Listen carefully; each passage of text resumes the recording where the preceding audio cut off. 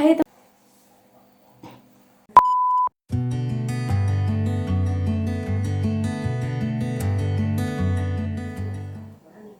Halo teman-teman, Assalamualaikum warahmatullahi wabarakatuh. Perkenalkan, nama saya Permata Dian Pratiwi dari Prodi Administrasi Perkantoran Fakultas Ekonomi Universitas Negeri Yogyakarta. Di sini saya membuat video ini untuk memenuhi tugas dalam mata kuliah pengembangan diri. Langsung saja ya teman-teman, seberapa jauh sih teman-teman sudah mengetahui dirinya masing-masing? Padahal apabila kita mengetahui diri kita lebih jauh, maka kita akan lebih mudah untuk misalnya menentukan jurusan atau menentukan karir ke depannya.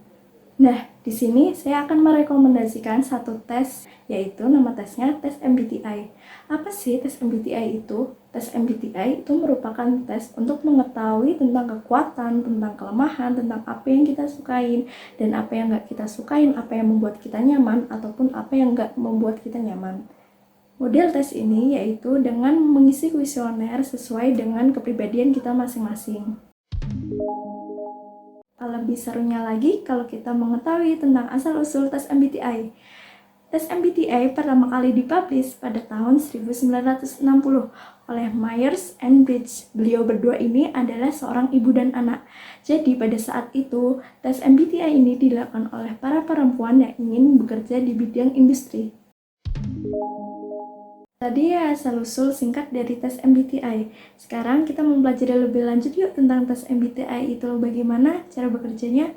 Jadi tes MBTI itu terdiri dari 4 dimensi yang nantinya hasilnya ada 16 tipe kepribadian. Hasil dari tes MBTI ini itu nanti Hasil dari tes MBTI ini nanti bisa meliputi tentang kekuatan kita, kelemahan kita, apa yang pekerjaan yang cocok dengan diri kita, atau apa yang kita sukain dan apa yang nggak kita sukain.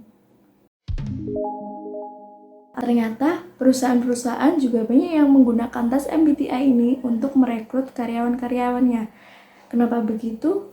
Karena pada dasarnya seorang manajer juga membutuhkan data-data kepribadian kita untuk mengatur, memotivasi, ataupun memberi reward kepada karyawan-karyawannya. Misalnya nih, seorang manajer juga butuh tentang data kepribadian kita. Maksudnya apa? Maksudnya ntar manajer juga bisa menyesuaikan sikap beliau kepada karyawannya agar tidak menyinggung.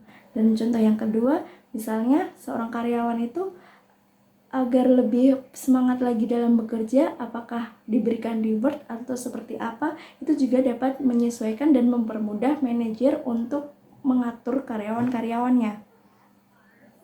Bidang bimbingan konseling. Di dalam bidang bimbingan konseling ini, kita juga dipermudah dengan tes MBTI. Kenapa begitu? Dengan tes MBTI, kita juga akan mempermudah kita untuk mengetahui tentang jurusan kita, apa yang ternyata kita sukain, apa yang ternyata kita harus hindarin karena kita tidak menyukai bidang itu. Karena apa? Menurut saya pribadi, kalau kita mengerjakan sesuatu apa yang kita sukain, maka kita akan lebih optimal untuk bekerja. Seperti itu. Nah, selanjutnya kita mempelajari tentang tes MBTI ini bekerja yuk. Jadi tes MBTI ini terdiri dari 4 dimensi yang mana kita semua itu sudah memiliki keempat dimensi tersebut. Tapi dengan persentase dan kita lebih condong ke yang mana tergantung dengan kepribadian kita masing-masing. Jadi yang pertama itu ada extraversion dan introversion. Dimensi yang pertama ini memiliki fungsi sebagai sumber energi.